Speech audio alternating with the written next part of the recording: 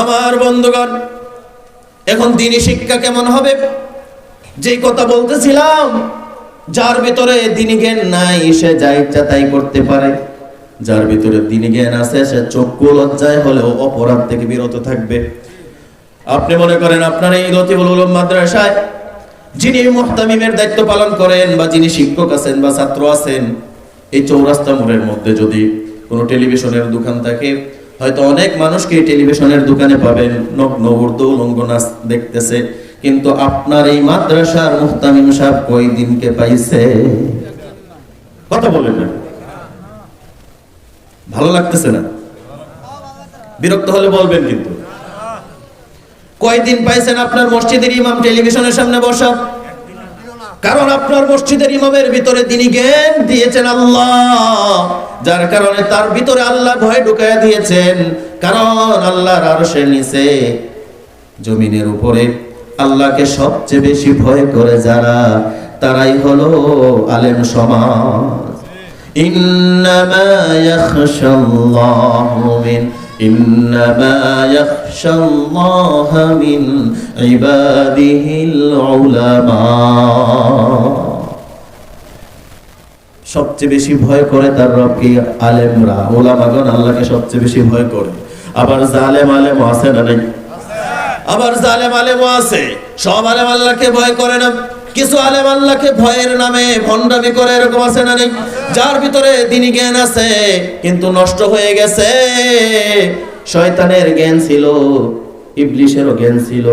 ইবলিশ কিন্তু ফেরেশতা নয়, কিন্তু ফেরেশতাদের উস্তাদ ছিল।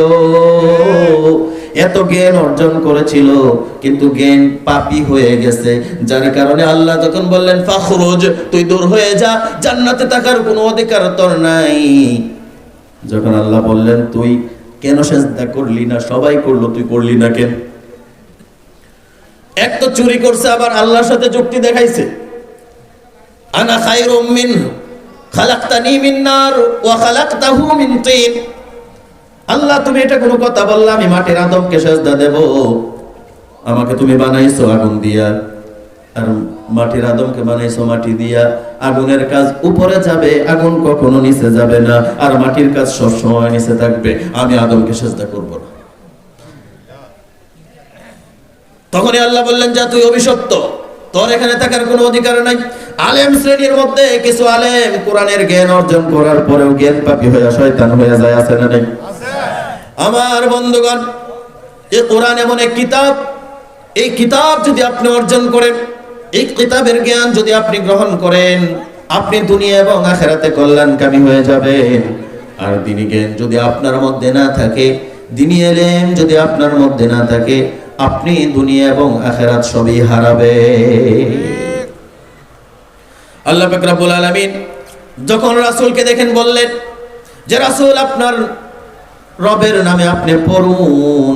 প্রথম বললেন ইকরা, পড়ো পড়ো পড়ো।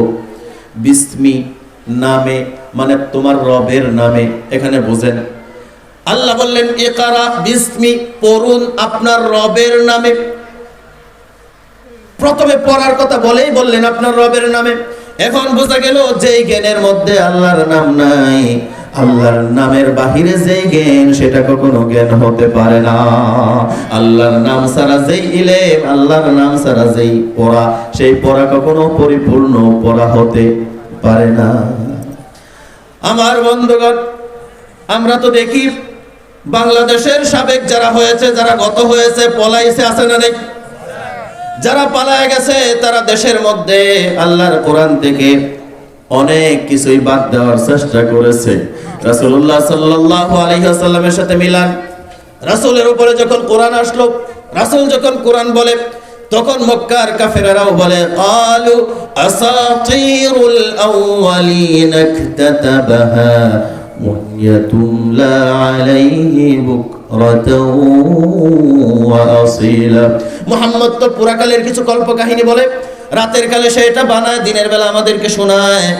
শুধু এটাই বলে না, আরো বলে মুহাম্মদ হচ্ছে শায়র মানে কবি, মুহাম্মদ হচ্ছে কাহিন, মুহাম্মদ হচ্ছে জাদুঘর, মুহাম্মদ মাজনুন, মুহাম্মদ হচ্ছে পাগল। মক্কার কাফেররা এরকম রাসূলকে বলেছে কিনা?